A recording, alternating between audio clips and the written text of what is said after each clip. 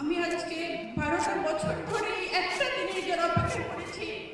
মহান আল্লাহর কাছে আমি বারবার মিনতি করে বলেছি, আল্লাহ আমাকে একটা মিনিটের একটু সুযোগ করে দিও। জনাব তারেক রহমান স্যারের সাথে আমি কিছু কথা বলবো। আমার ভাই মোহাম্মদ মাজহারুল ইসলাম রাসেল, সে জগন্নাথ বিশ্ববিদ্যালয়ের ছাত্র দলের নেতা ছিলেন। 2013 সালে 4 ডিসেম্বর বসুন্ধরা আবাসিক এলাকা থেকে শুভ ভাইয়ের সাথে গুম হয়ে যায়।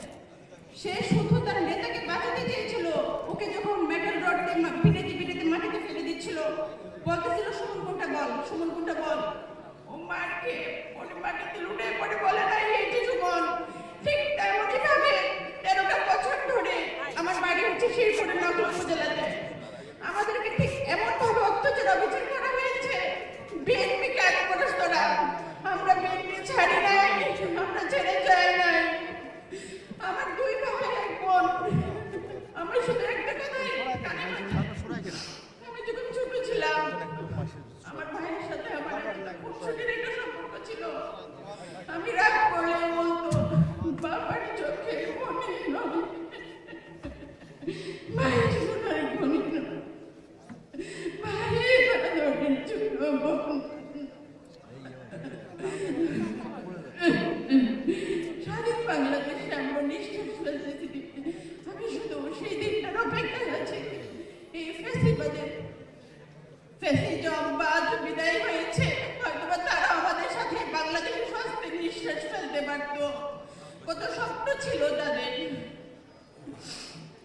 হাজারো জনতার উচ্ছ্বাসে তারা একাত্মতা প্রকাশ করত।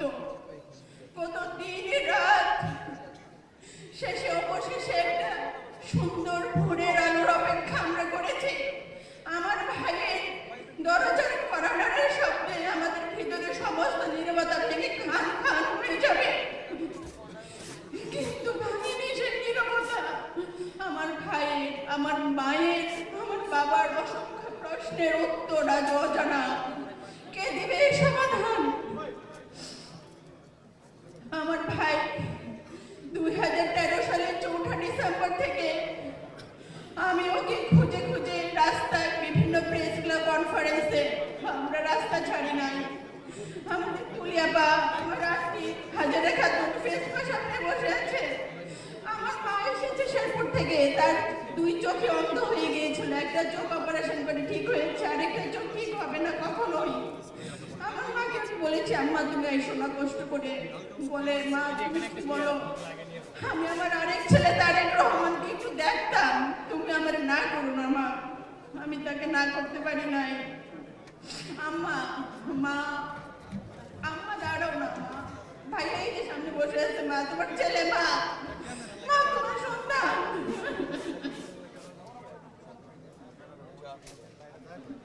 আমি তারেক রহমান ভাইয়ের কাছে কিচ্ছু চাই না ভাইয়া, শুধু আমার ভাইয়ের ঘুমের বিচারটা ভাইয়া আপনি করবেন ভাইয়া।